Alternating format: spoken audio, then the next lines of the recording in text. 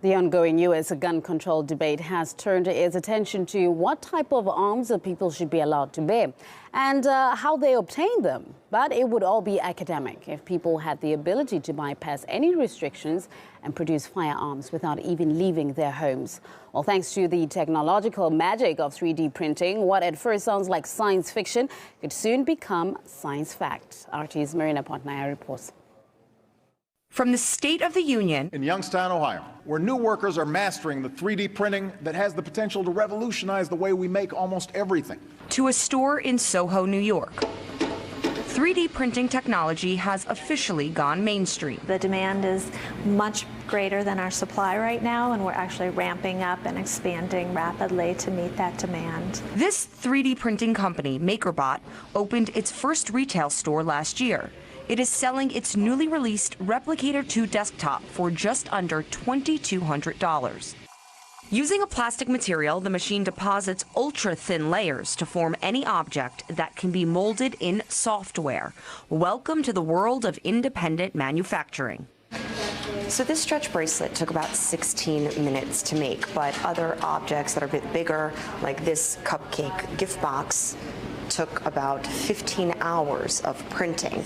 Now, while the time may vary, anyone with a 3D desktop printer can essentially make anything that they want. Our website, Thingiverse, is a repository for 3D printed items. We have more than 40,000 items on Thingiverse that are free and downloadable.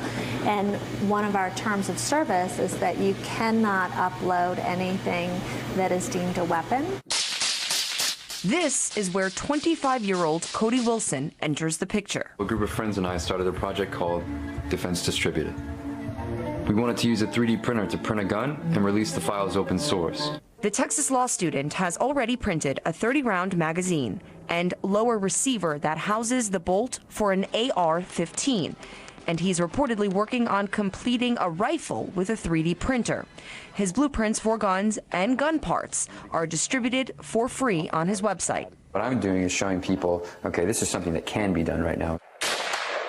Right now, the self-described market anarchist has thrown a major wrench into America's gun control debate. How's that national conversation going?